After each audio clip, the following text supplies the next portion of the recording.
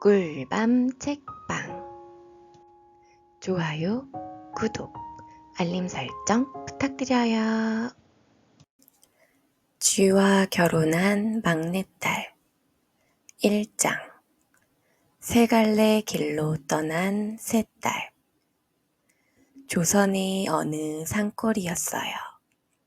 이곳에는 밭보다 바위가 더 많았고 꽃보다 돌멩이가 먼저 피는 곳이었지요.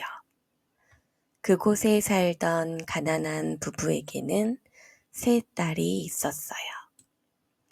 첫째 딸은 손이 야무지고 성격이 똑부러졌으며 둘째 딸은 말재주가 좋고 눈치가 빠른 아이였어요. 막내 딸은 그보다 말이 적고 수줍음을 잘 타는 성격이었지만 그 마음만큼은 누구보다 따뜻하고 깊었어요.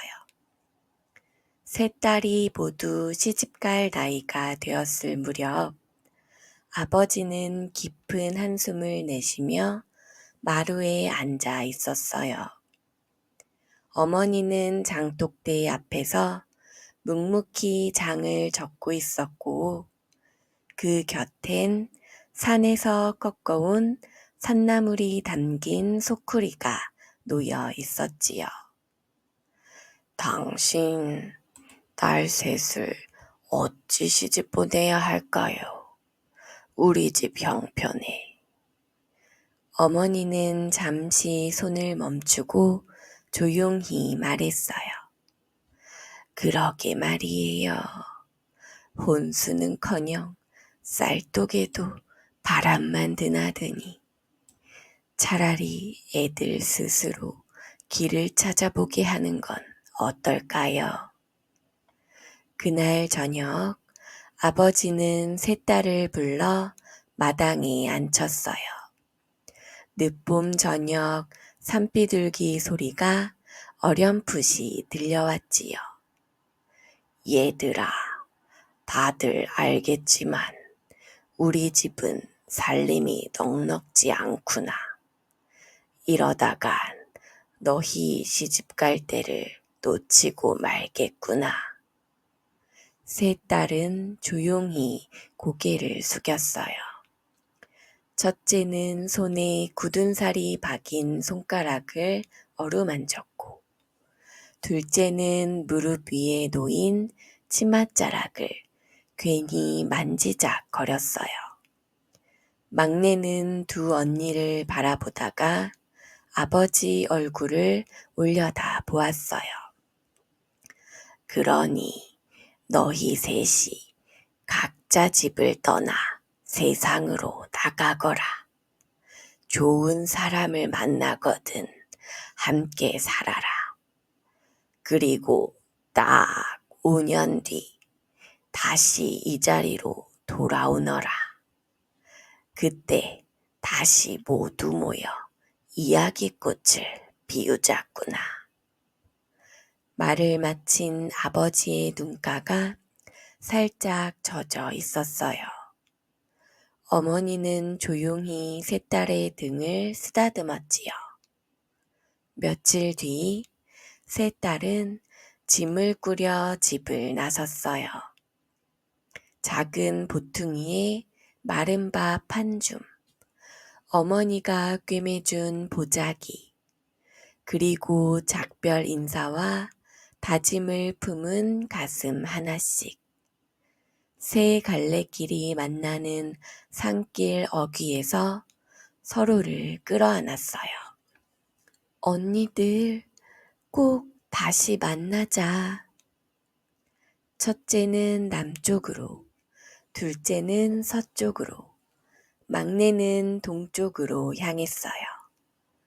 남쪽 길은 평탄하고 초록 눈이 펼쳐졌으며 서쪽 길은 장터와 사람이 많아 발걸음이 수월했어요. 하지만 막내가 향한 동쪽 길은 돌계단과 풀숲이 뒤엉켜 있어 걷는 이의 발목을 붙잡았지요. 이 길이 맞는 걸까요? 막내딸은 조심스레 발을 내딛었어요. 날은 더웠고 짐은 무거웠으며 마실 물도 바닥난 지 오래였어요. 해가 기울 무렵 그녀는 힘없이 쓰러졌어요.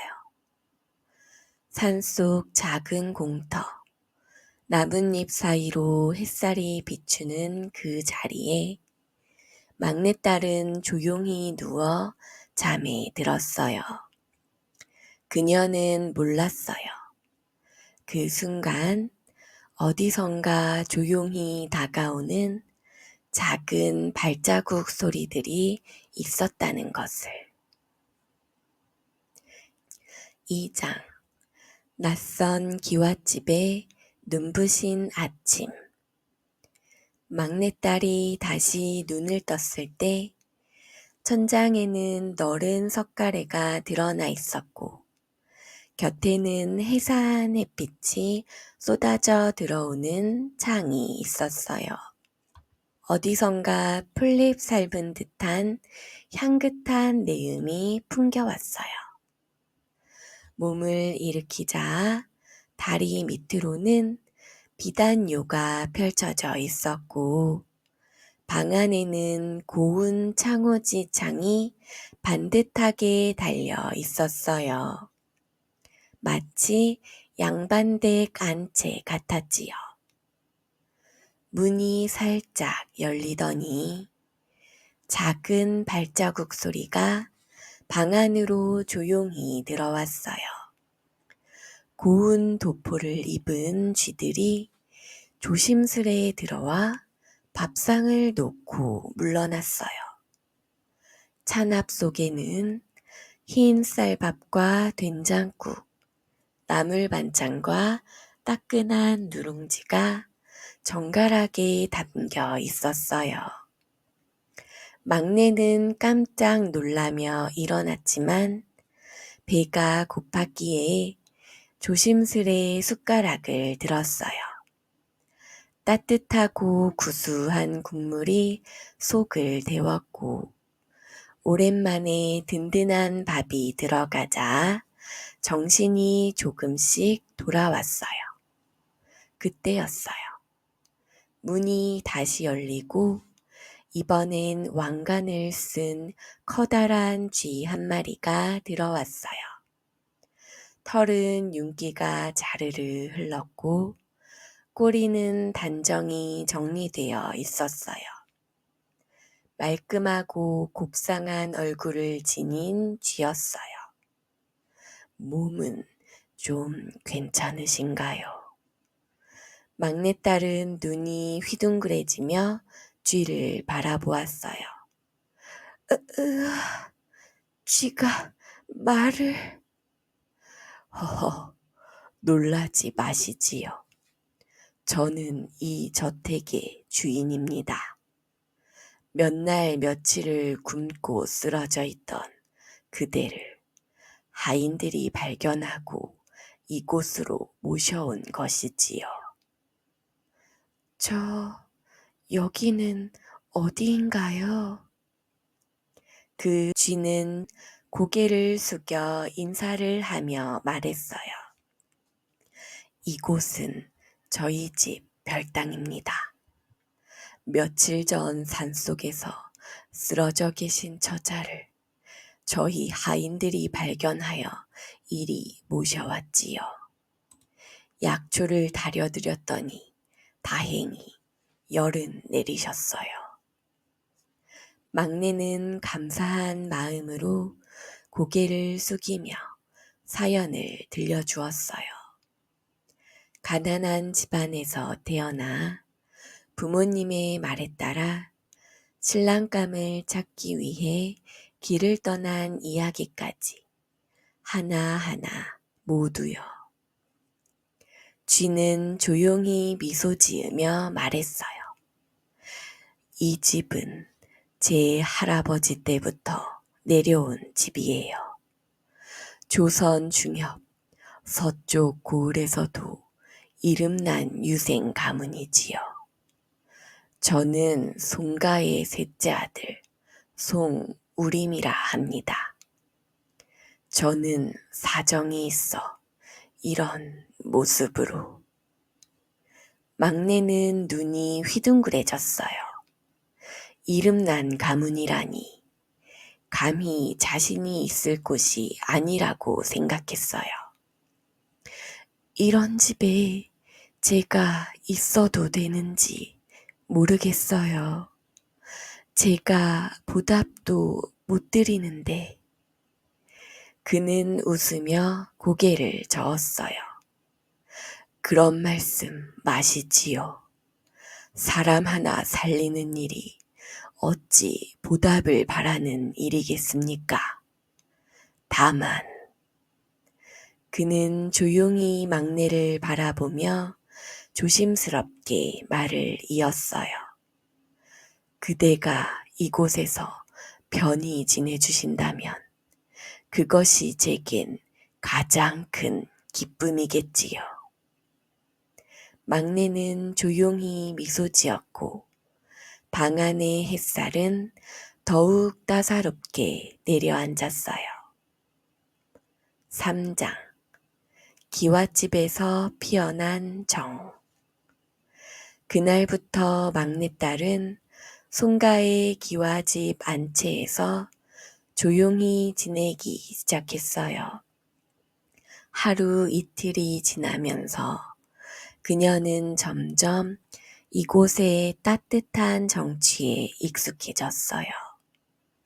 부엌에서는 늘 맛있는 냄새가 풍겼고 정원에는 계절마다 다른 꽃이 피었으며 안채 마루에 앉으면 멀리 대숲에서 바람 소리가 들려왔어요. 송으림은 매일 아침마다 막내의 안부를 묻고 때로는 차를 내오며 조용히 말을 걸었어요. 봄 기운이 좋으니 오늘은 정원에서 책을 읽어 보시지요. 그는 단지 예의 바른 쥐가 아니었어요. 막내가 책을 어려워하면 쉽게 풀어 설명해 주었고 손에 가시라도 박히면 하인을 부르지 않고 직접 손수 치료해 주었어요. 낭자, 이거 바느질을 하다 손가락을 찔렸군요. 고약을 발라드릴까요?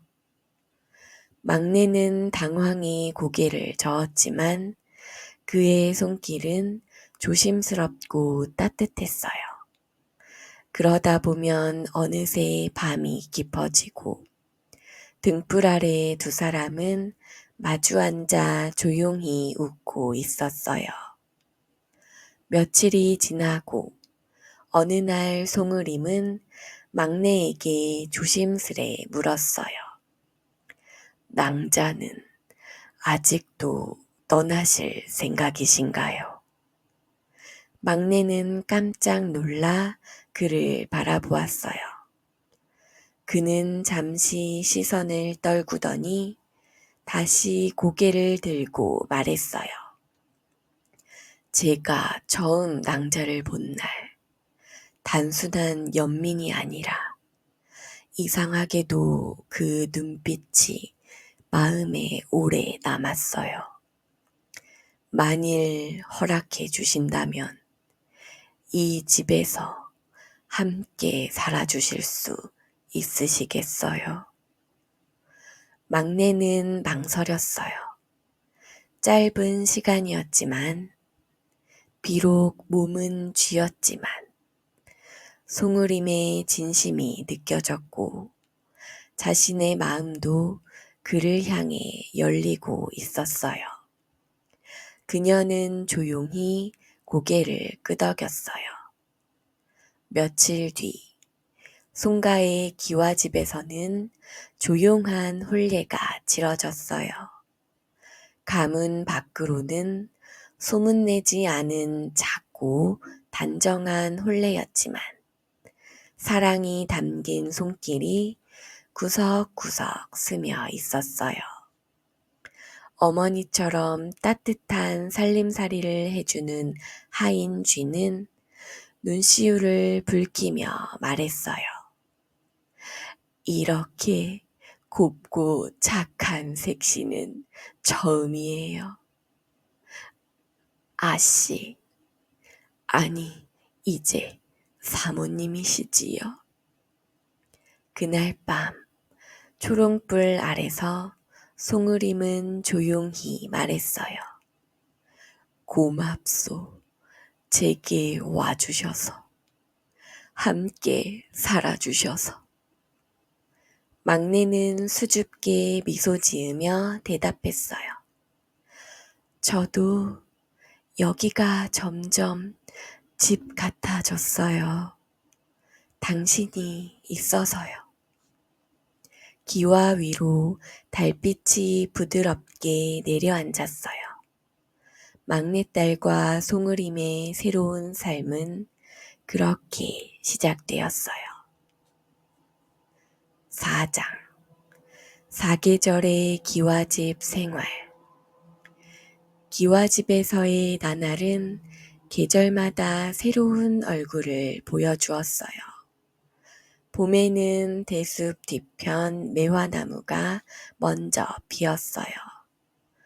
꽃잎이 바람에 흩날리면 마루 끝에 놓인 찻잔 속으로도 떨어졌지요.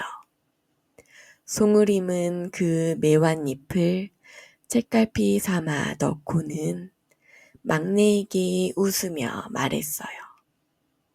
이건 올해 첫 번째 꽃잎이에요. 당신과 함께한 첫 봄이기도 하지요. 막내는 수줍게 웃으며 찻잔을 들었어요. 여름이 오면 연못가에 수련이 피었고 기와집의 흙마당은 비에 젖었다가 다시 햇살에 말랐어요. 어느 날엔 둘이서 도포자락 걷고 함께 마루를 닦으며 장마를 버텨냈고 또 어느 날엔 막내가 우림을 위해 여름 전복죽을 끓여 주었어요.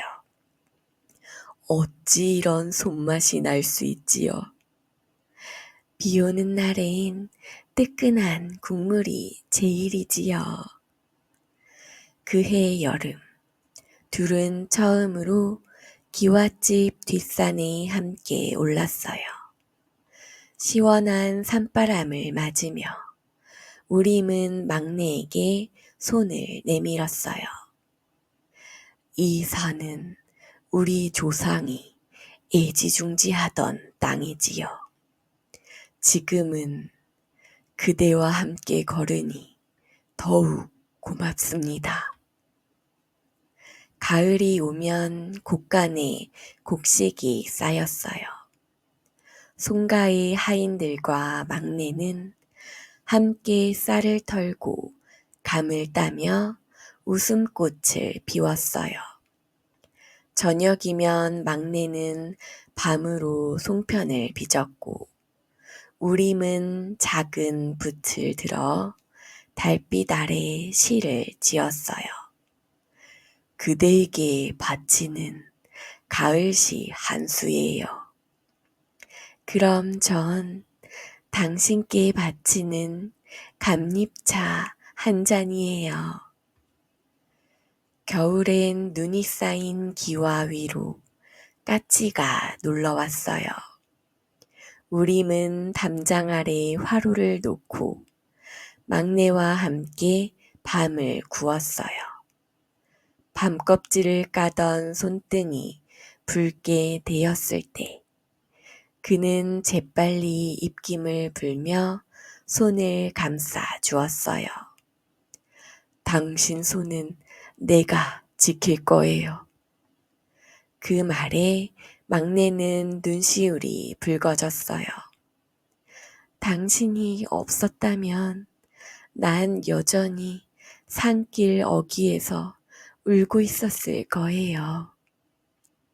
그들의 사랑은 조용히 그러나 깊게 쌓여갔어요. 계절은 흐르고 해가 바뀌었으며 막내는 이젠 송씨 가문의 안주인으로 집안 하인들의 존경과 사랑을 받는 존재가 되었어요. 그녀의 고운 말씨와 따뜻한 마음씨는 기와집 곳곳을 물들이고 있었어요.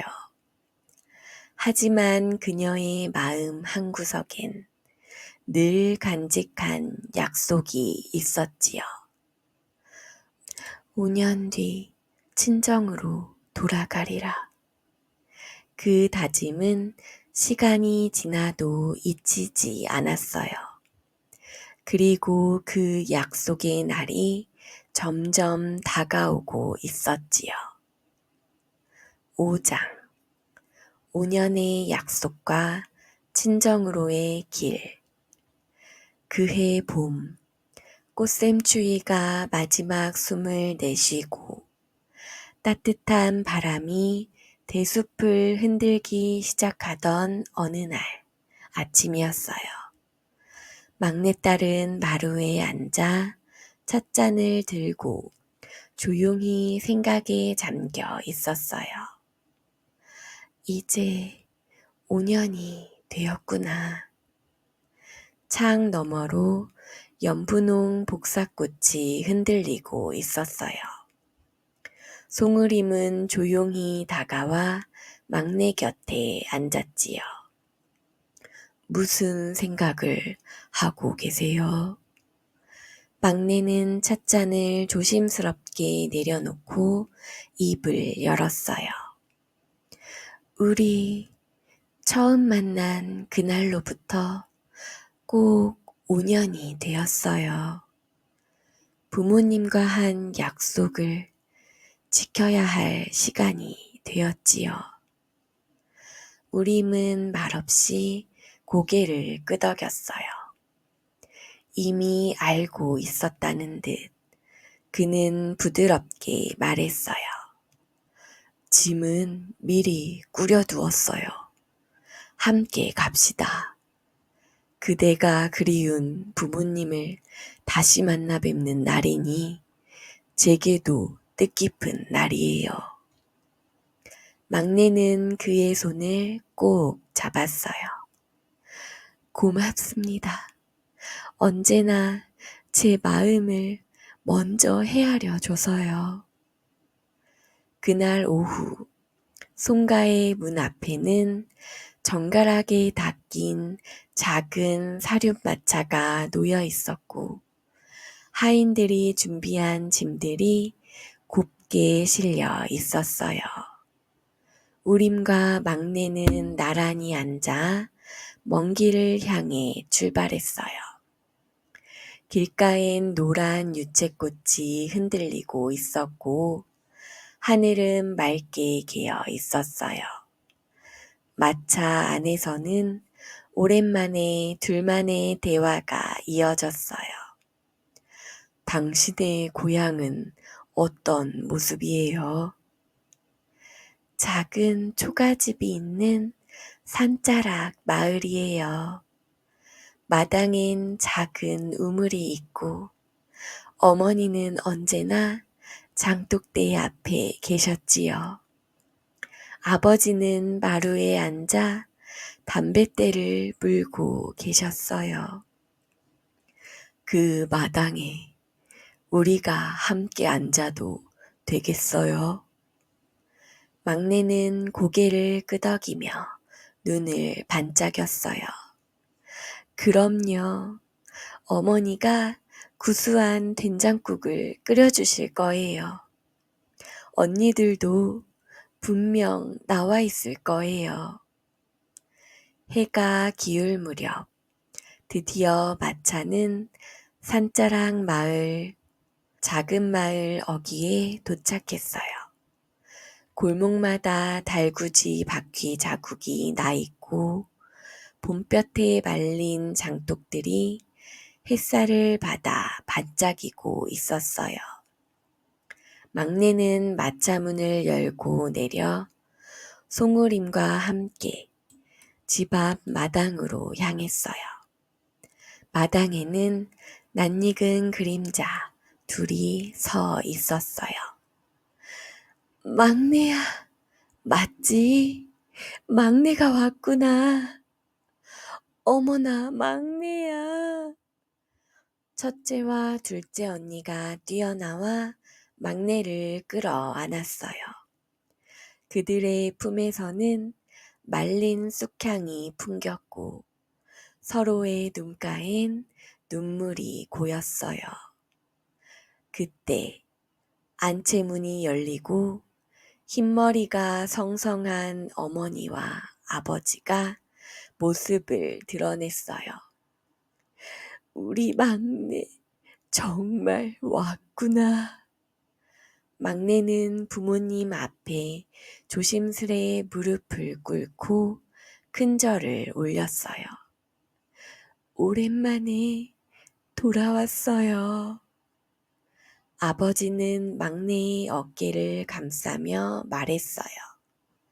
살아 있어줘서 고맙다. 그날 밤 마당엔 등불이 밝혀지고 세 자매는 나란히 앉아 그간의 이야기를 나누었어요.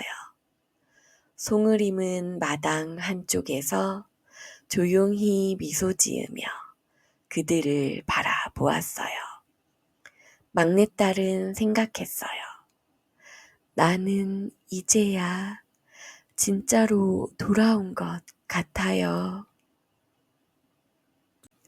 6장 자매의 재회와 첫 번째 시험. 다음 날 아침 마당에는 따스한 햇살이 내려앉았어요. 어머니는 세 딸을 마루에 불러 모았고 세 자매는 가지런히 앉아 오랜만에 가족이 함께하는 아침상을 받았어요. 이제 보니 셋 다 잘 살고 있었구나. 아버지는 흐뭇한 얼굴로 말했어요. 첫째는 자신 있게 말했어요. 전 군졸과 혼인해서 관아 곁에서 살고 있어요. 남편이 으쓱할 만큼 몸도 크고 의리도 있고요. 지금은 장터 치안을 맡고 있지요. 둘째도 씩 웃으며 말했어요. 저는 장사꾼과 살고 있어요. 남편은 말솜씨가 좋고 손님도 많답니다. 이제 저도 쌀떡 걱정 없이 지내요. 막내는 조용히 웃기만 했어요. 언니들이 물었어요. 넌 어때? 신랑은 뭐 하는 사람이야? 응, 조용하고 다정한 선비예요. 선비? 어디 고을 사람이야? 글쎄, 동쪽 숲 너머 기와집에서 살고 있어요. 이름은 송우림이에요. 언니들은 희죽 웃으며 농을 던졌어요.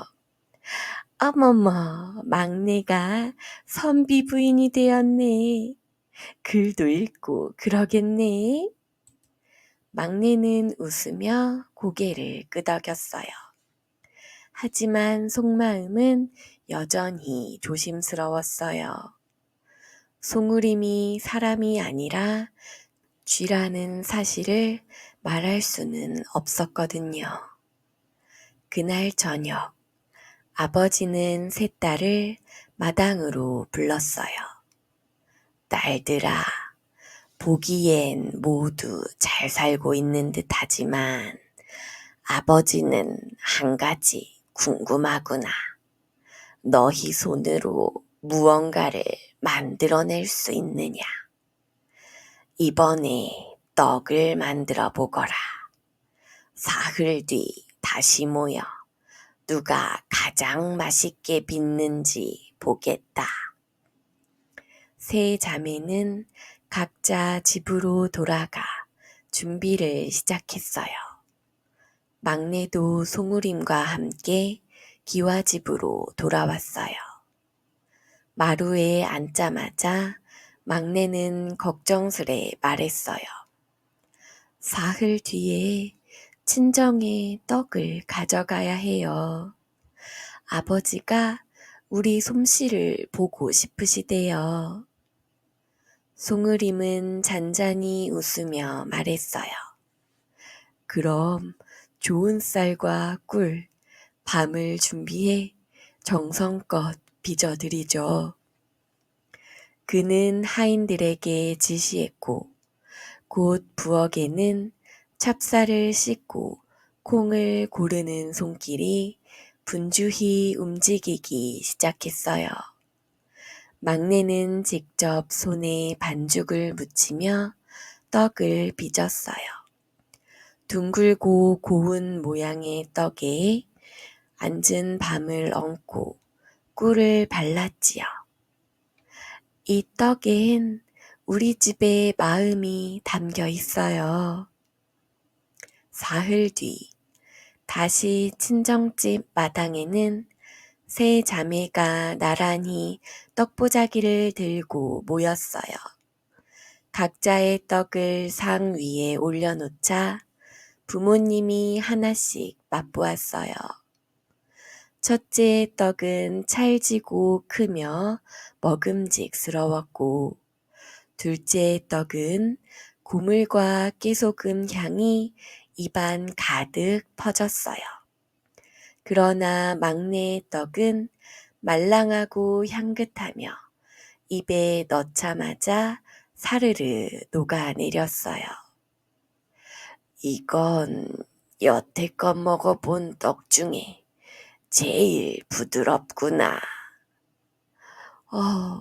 이건 솜씨뿐 아니라 마음까지 녹아든 듯하구나. 그리하여 첫 번째 시험의 승리는 막내딸에게 돌아갔어요. 하지만 언니들은 눈을 흘기며 속삭였어요. 어디서 저런 떡을 배웠을까? 설마 누가 도와준 건 아니겠지? 막내는 그 말에 잠시 시선을 떨궜지만 곧 웃으며 말했어요. 다 제가 배운 거예요. 좋은 사람 옆에 있으면 손길도 좋아지는 법이지요.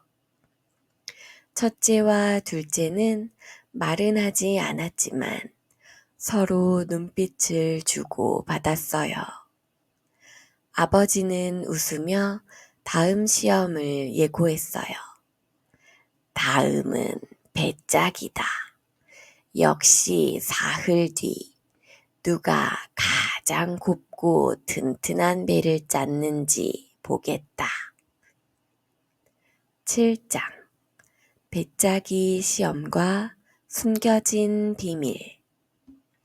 세 딸은 다시 각자의 집으로 돌아갔어요. 막내딸은 송가의 기와 집에 도착하자마자 송우림에게 말했어요. 이번엔 배를 짜야 해요. 아버지가 곱고 촘촘한 배를 보시고 싶으시대요. 송우림은 살짝 웃으며 말했어요. 그럼 또다시 정성을 다해 준비해야겠군요. 마침 창고에 고운 삼실이 있으니 하인들과 함께 도와드리지요. 막내는 고개를 저었어요. 이번엔 제 손으로 직접 해볼래요. 도와주지 마세요. 처음부터 끝까지 혼자 해보고 싶어요. 송으림은 그 눈빛을 진지하게 바라보다가 천천히 고개를 끄덕였어요. 알겠어요. 대신 힘들면 꼭 말하세요. 막내는 기와집 뒷채 작은 방에 배틀을 펴놓았어요.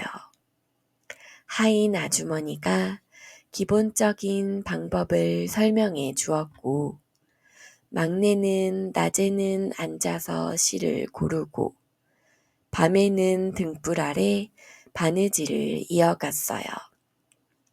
손끝이 아프고 실이 끊어지기도 했지만, 막내는 입술을 꾹 다물고 버텼어요. 사흘이 지났어요.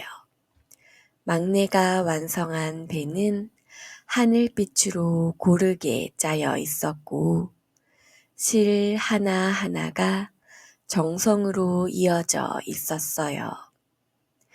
이건 정말 내가 짠 게 맞을까? 막내 스스로도 믿기 어려울 만큼 곱고 부드러운 배였어요. 송으림은 그 배를 곱게 접어 상자에 담아주며 말했어요. 당신 손은 진심을 담을 줄 아는 손이지요. 그날 오후 막내는 다시 친정으로 향했어요. 마당에는 이미 언니들이 도착해 있었고 각자의 배를 고운 보자기에 싸서 들고 있었어요. 첫째의 배는 튼튼하고 단단했지만 다소 거칠었고, 둘째의 배는 화려한 무늬가 있었지만 군데군데 올이 울퉁불퉁했어요. 막내의 배는 얇고 고르며 하늘빛이 고르게 스며 있었어요. 어머니가 손끝으로 그 배를 쓰다듬으며 감탄했어요. 이건 마치 비단 같다. 이 고운 실은 어디서 난 거냐? 막내는 조심스레 대답했어요. 그냥 기와집 창고에 있던 삼실이에요. 제가 직접 짠 거예요. 아버지는 한참을 바라보다가 고개를 끄덕이며 말했어요. 첫 번째 시험도 두 번째 시험도 네 정성이 가장 컸구나. 언니들은 말없이 고개를 숙였어요. 하지만 마음속에는 어딘가 모를 의문이 남았어요. 도대체 어떻게 저런 솜씨가? 그날 밤 둘째가 몰래 첫째에게 말했어요. 혹시 막내 신랑이 평범한 선비가 아닌 건 아닐까? 첫째도 조용히 속삭였어요. 그래서 자꾸 말을 아끼는 건지도 몰라.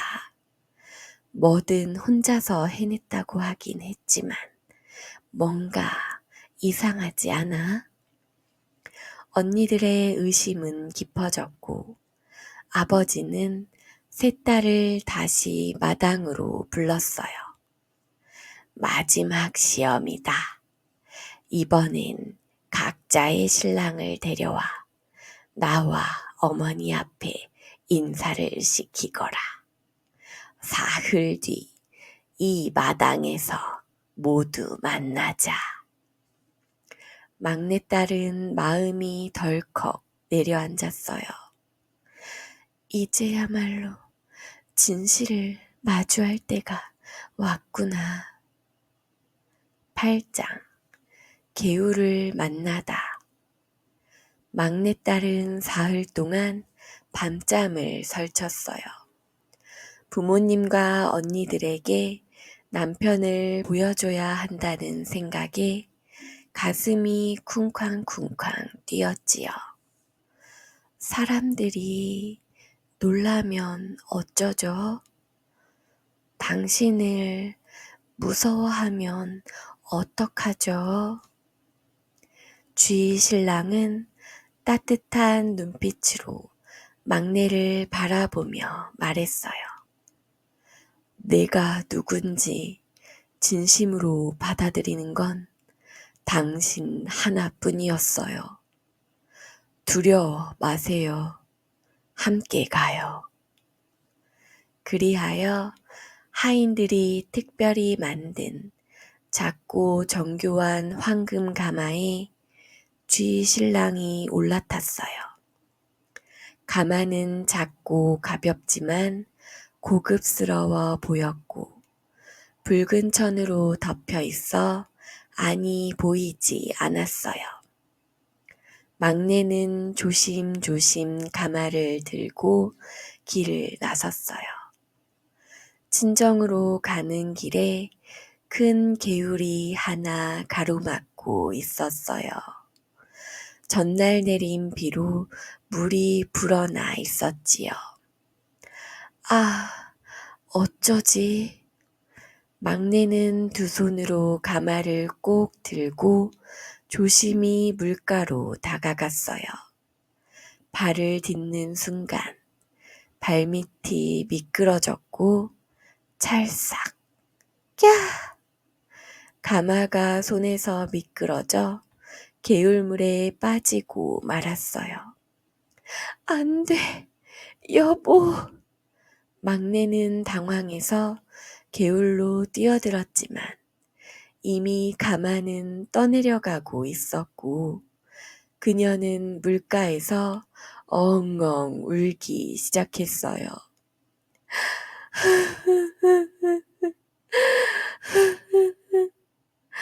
당신을 잃었어요. 울음은 한참이나 그치지 않았어요. 그때였어요. 깊은 숲 쪽에서 반짝이는 황금빛이 다가왔어요. 정중한 발걸음, 고운 북소리와 함께 곱게 차려입은 장정들이 막내 앞에 나타났어요.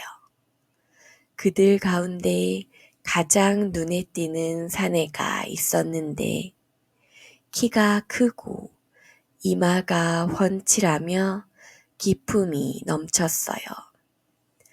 막내가 멍하니 바라보자 그가 미소 지으며 말했어요. 여보, 많이 기다리게 했어요. 예?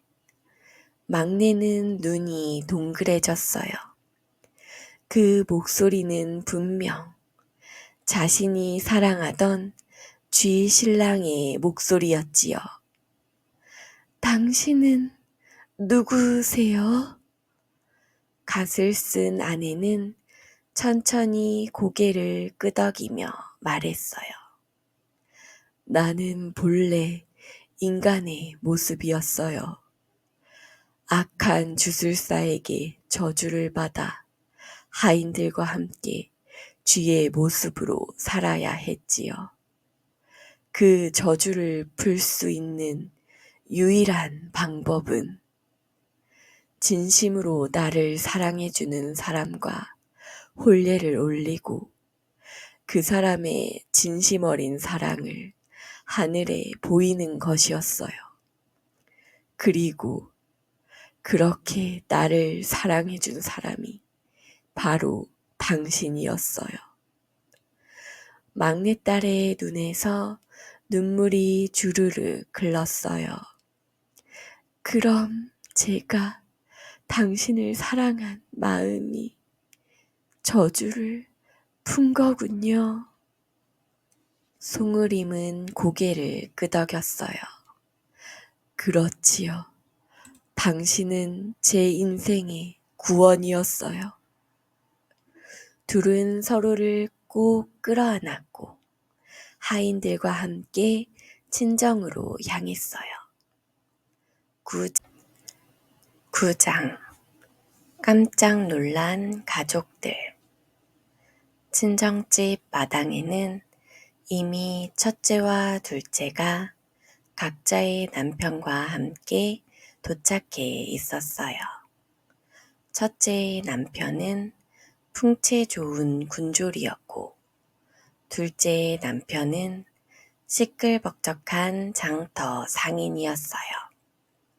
마당에는 잠시 뒤에 도착할 막내와 그의 신랑을 기다리는 긴장감이 감돌았어요. 막내는 언제 오는 거야? 글쎄, 저 가마가 막내인가? 언니들의 눈이 골목길로 향하던 찰나였어요. 골목 끝에서 마리에 오른 두 사람이 모습을 드러냈어요. 햇빛을 등진 모습은 언뜻 왕족 같았고 도포자락은 바람에 살랑였어요. 사람들은 숨을 죽였어요. 말에서 내린 송우림이 막내딸의 손을 잡고 마당 안으로 천천히 들어섰어요. 저분이 막내 신랑이라고? 첫째와 둘째의 눈이 휘둥그레졌고 부모님은 얼떨떨한 표정으로 두 사람을 바라보았어요. 막내는 부모님 앞에 무릎을 꿇고 말했어요. 아버지, 어머니, 인사드립니다. 이분이 제 남편, 송우림이에요. 송우림은 조심스레 두 분께 예를 올렸어요. 부족한 사위입니다. 그간 따님의 곁을 지키며 살아왔고 오늘에서야 이렇게 인사 올리게 되었어요. 아버지는 한참을 말없이 그를 바라보다가 천천히 입을 열었어요. 말을 아주 곱게 하는구먼. 낯은 처음이지만 이상하게 낯설지가 않네. 둘째는 첫째에게 속삭였어요. 이래서 말을 아낀 거였구나. 우리보다 더 대단한 신랑이었잖아. 첫째는 한숨을 내쉬며 말끝을 흐렸어요. 휴, 우리가 괜히 의심했네. 그날 저녁 온 가족이 다시 둘러앉아 송우림의 사연을 들었어요. 막내는 조심스럽게 말문을 열었어요. 사실 처음엔 저도 믿기 어려웠어요. 기와집에서 말하는 쥐를 만났을 때는 꿈인 줄 알았죠. 그런데 우림은 처음부터 끝까지 늘 저를 위해 주고 기다려줬어요. 송우림은 부드럽게 말을 이었어요. 제 모습이 본래 인간이 아니었던 건 사실이에요. 조상의 허물로 인해 저와 하인들은 모두 쥐의 형상을 입고 숨어 살아야 했지요. 그 긴 세월을 지나 마음으로 받아들여준 이가 나타났을 때 저주는 풀렸어요. 부모님은 더는 묻지 않았어요. 다만 따뜻한 눈빛으로 두 사람을 바라보았어요. 이젠 모든 걸 내려놓고 편히 살아라. 네가 택한 사람이라면 우리도 믿는다. 언니들도 이젠 진심으로 박수를 쳤어요. 우리 막내 참 복도 많지. 막내는 고개를 숙이며 말했어요. 저는 착해서가 아니라 믿었기 때문에 그렇게 되었어요. 제 마음 하나 지킨 게 이 사람을 지켜준 거예요. 그 밤 친정집 마당엔 등불이 환히 켜졌고 오랜만에 웃음꽃이 피어났어요. 작은 기와집의 돌담 너머로는 달빛이 은은히 번지고 있었어요. 10장 다시 하나 된 가족 그리고 따뜻한 마을의 시작. 다음 날 아침 마당에는 따뜻한 볕이 내려앉았고 장독대 위에는 김이 모락모락 피어 올랐어요. 어머니는 아침 밥상을 차리며 말했어요. 오늘은 내가 딸 셋, 사위 셋을 위해 손수 국을 끓였지. 자, 많이들 먹어라. 식탁 위에는 나물무침, 된장국, 조기구이, 그리고 손으로 직접 쪄낸 찰밥이 놓였어요. 오랜만에 둘러앉은 식사 자리에서 웃음이 끊이지 않았어요. 형님, 이 찰밥 정말 맛있습니다. 입맛이 고급이시네요.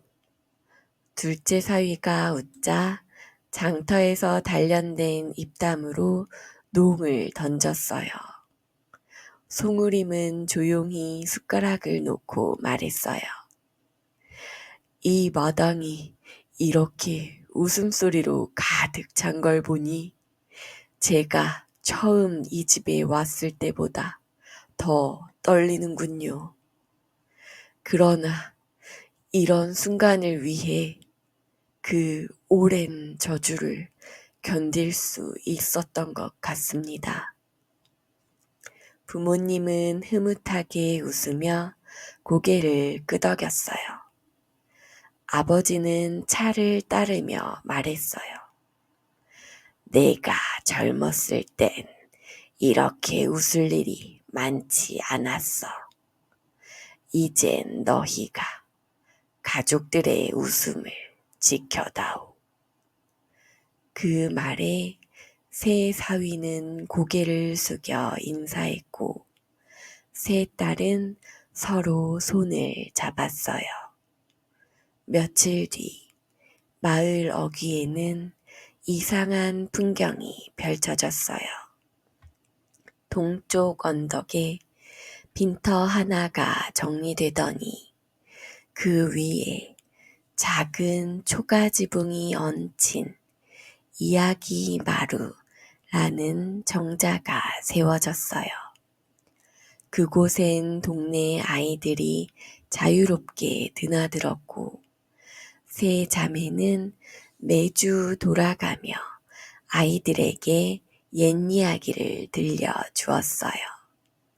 막내딸은 자신이 겪었던 일을 조심스레 풀어놓았어요. 옛날에 어느 산골 마을에 착한 막내딸이 살았어요. 그녀는 신랑감을 찾아 험한 길을 떠났지요. 그 길 끝에서 작고 조용한 기와집을 만났답니다. 아이들은 귀를 쫑긋 세우고 동그란 눈으로 물었어요. 그 기와집에는 누가 살았어요? 막내는 미소 지으며 대답했어요. 말하는 쥐였단다. 하지만 그건 저주였지. 마음을 다해 누군가를 믿는다면 세상에서 가장 놀라운 일이 생길 수 있다는 걸 그 딸은 처음 알게 되었지. 시간이 흘러도 이야기 마루엔 늘 아이들의 웃음소리가 가득했고 이 마을은 이야기 마을이라는 별명을 얻었어요. 먼 고을에서도 이 마을의 이야기를 들으러 오는 사람들이 늘어났지요.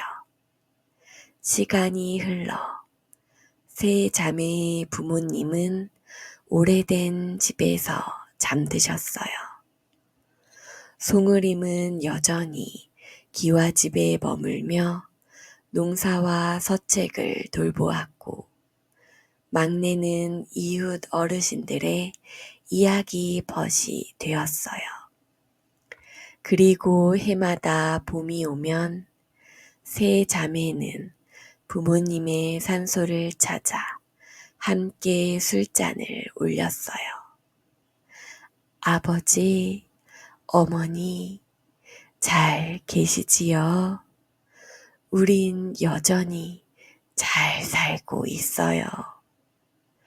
그리고 그때 약속한 대로 매년 꼭 찾아올게요. 막내는 무릎 위에 놓인 꽃다발을 정리하며 속삭였어요. 이 이야기가 누군가에겐 전설이 되어도 좋아요. 저는 제 마음이 그날 이후로도 변하지 않았다는 것만 전하면 되니까요. 그 말 위로 산들바람이 살며시 지나갔고 이야기 마루의 풍경은 다시 찬란히 빛났어요. 그리고 그렇게 쥐와 결혼한 막내딸의 약속은 세대를 넘어 오래도록 사람들의 마음속에 전해지게 되었어요.